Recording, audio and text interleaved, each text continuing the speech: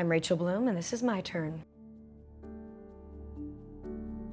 One of my first writing jobs, I was really young. I was very inexperienced, and I was hired to write on the show.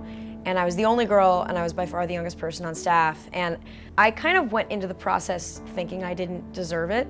And so what I did was I kind of exuded this like underconfidence. Like I think I exuded like, oh, I don't deserve to be here. And what made it worse was that the other people who were on staff were pretty mean, pretty mean people. And they were a lot of them were very smart, really, really, really funny, but the type of people who use comedy as a way to assert dominance and power over other people.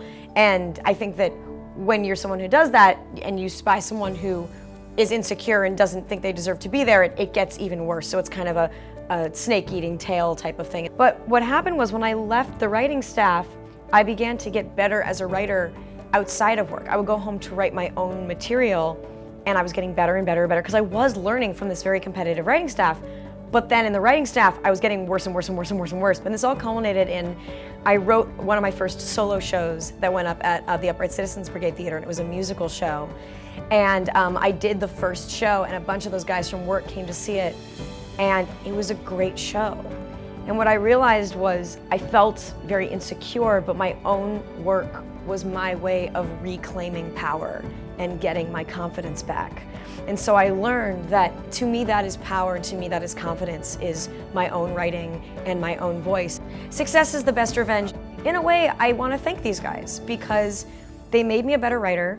My joke writing got 100% better from being in that room, and they made me feel horrible, and it's pain that I used to my advantage and to create these kind of insecure, overcompensating, sad characters. So, you know, maybe I have them to thank for my career. I don't.